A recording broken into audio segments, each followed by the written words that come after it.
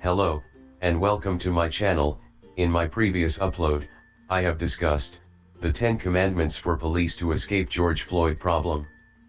In this upload I discuss solution to suicidal tendencies. If someone wants to commit suicide, people think, oh, they need sympathy, but if you approve of this, then every time there is little difficulty, people will fool themselves and think it is the most difficult situation. The moment you put this in the social psyche, too many people will start killing themselves. It is best that people understand this: you did not create life, so you have no business to take it away. Whether it is yours or someone else's, it is as simple as that. There are life situations, some are okay, some are horrible. Still, it does not give you the right to take a life because you are incapable of creating one. People who commit suicide need sympathy sometimes, but mostly they need a little treatment and very cautious levels of disdain. There is really no good or bad reason to commit suicide, people just need a reason, and you can make any reason a good enough one if you want to. Today, from morning till evening, you can find many reasons why you should not live. For a majority of suicidal people, it is because life is not happening the way they want. Except for medical reasons, the rest are largely because of unrealistic expectations. You are just a speck of dust in this creation. If you look at yourself, on a cosmic scale, you are nothing. If you understand that you are nothing, but your heart is beating, you are breathing, you came into this world with nothing, anything you have is on the profit side. You will only be too glad that things are happening to whatever extent they are. It once happened, a salesman wanted to explore into a new housing development. He knocked on the first house, a lady came and opened the door.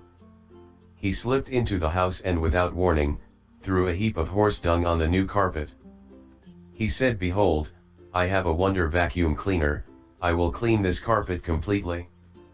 If I fail, I will eat every piece of this dung myself." The lady asked, "Do you like some ketchup to go with it?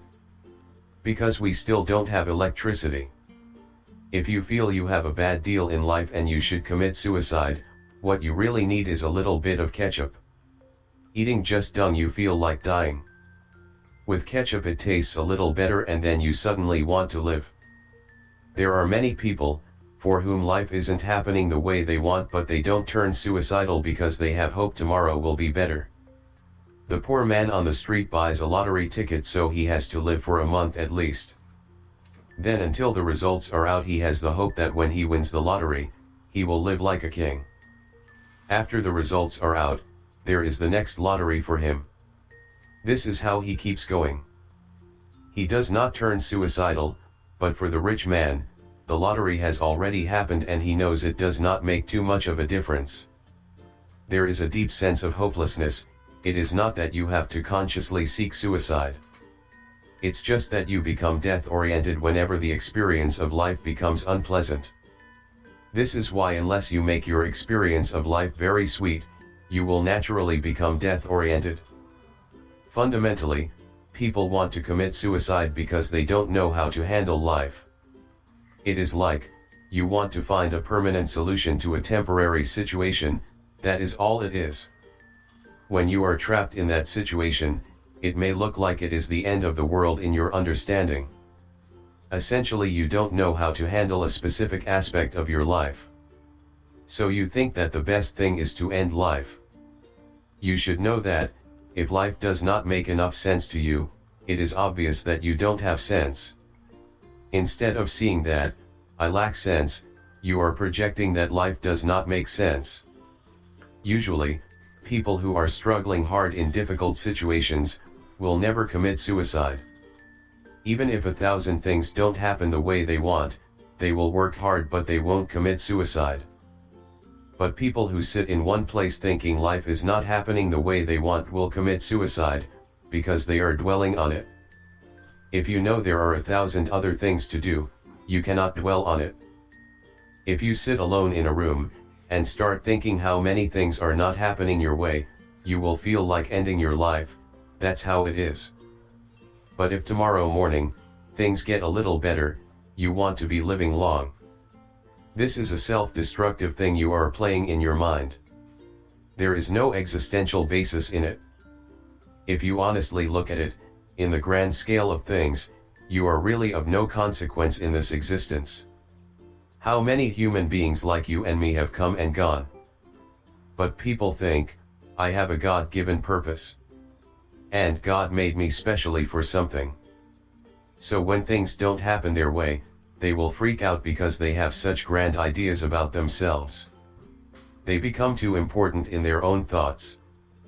Once you have become too important in your own thought process, you will be like a tyrant, super confident and bombastic. A diffident person who sits there, becomes miserable exactly for the same reason. When one is stunned by the drama that is happening in their psychological space, the phenomenal value of life process will be lost in them. Most people who want to commit suicide, do it, not because the world is torturing them, it is because they are torturing themselves in their thoughts and emotions. They drive themselves to this point simply because they have not made an attempt to know anything about the fundamental nature of their own existence.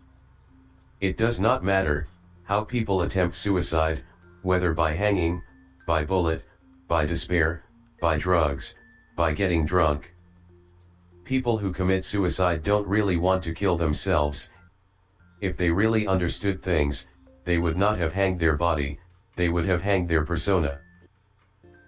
If you like this video, please click the subscribe button to see all future uploads.